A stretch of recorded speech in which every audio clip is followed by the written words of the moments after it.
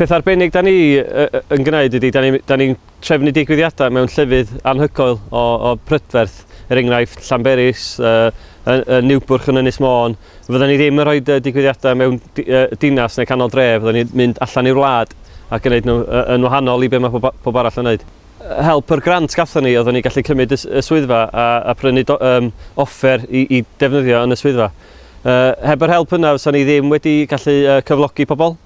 So da ni wedi creu swyddi newydd yn yr ardal oherwydd yr help gathon ni gan annog. Wel, da ni wedi trefnu 6 digwyddiad, 3 triathlon, 2 ras rhedeg ac 1 digwyddiad beics.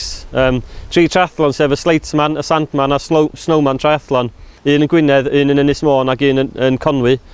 Wedyn gathon ni etap Eryri sef digwyddiad beics newydd allan o Gaernarfon yn yr ha. A hefyd, wnaethon ni trefnu half marathon newydd yn Ynys Môn ar bont Porthaethwy ac yr un dwytha oedd y trail marathon wnaethon ni trefnu Niwbwrch yn Ynys Môn. Mae'n bosib i llwyddo yma. Dydy o'm yn hawdd bob tro oherwydd os na fysa rhywun yn abod o bobl sy'n anodd dwi'n meddwl i llwyddo yma.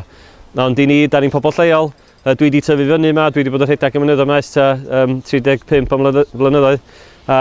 Beth sydd wedi bod yn braf i fi ydy, dwi'n abod y llefydd, dwi eisiau mynd â pobl i dangos iddyn nhw y llefydd dwi wedi bod dros y blynyddoedd a llefydd dwi wedi mwynhau.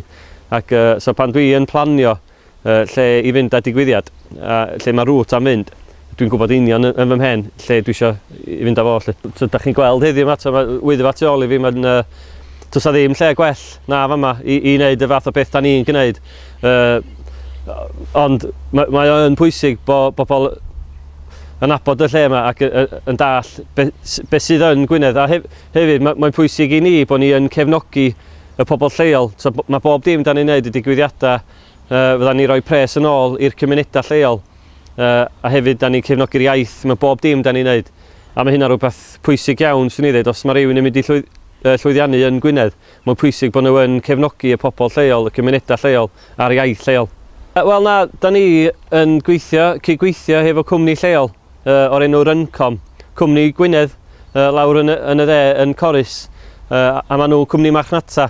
Wedyn mae gennym nhw lot o brofiad yn yr maes marchnata chwaraeon.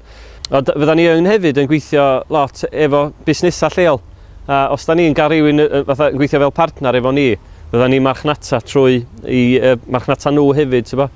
A mae hynna'n gweithio'n dda iawn, ond fydda ni'n dweud lot o pethau ar y we, gyda ni website, Facebook, Twitter, pethau fel yna. Yn diddorol, da ni wedi sbio i fewn i lle mae pobl, mae cwsmeriaid ni yn dod o eleni, a da ni wedi sbio dros y 6 digwyddiad, a mae yna dros 75% o'r pobl wedi dod o tu allan i Gymru. A dyna'n union da ni'n trio gwneud ydy tynnu pobl i fewn o tu allan yr ardal yma. Jyst i gwario ac i bwstio'r economi lleol yma'n hyn, i wario pres yn y shops, yn y B&Bs, yn y hotels, a dyna beth i pwrpas y cwmni.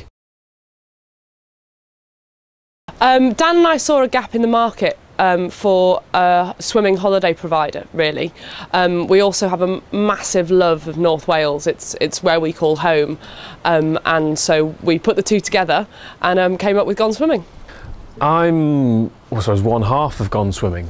We're a team in everything that we do, and we've got very separate skill sets in what we're capable of doing. So I tend to take responsibility for the guiding on the mountains, the safety and risk assessment side of things, the medical cover and that kind of responsibility.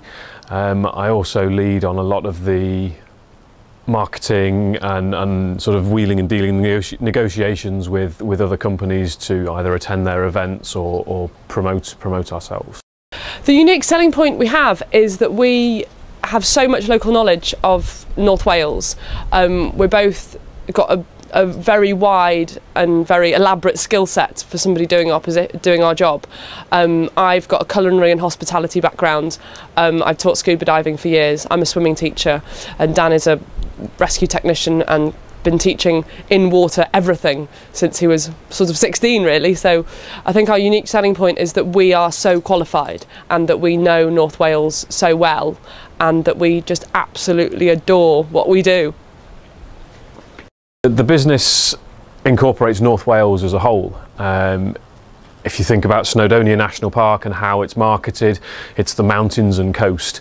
And when we bring our guests in from England, Scotland, other areas of Wales, that's what they want to experience. And so we're really fortunate sort of here in Gwynedd that wherever we're based, we've got both of them really close.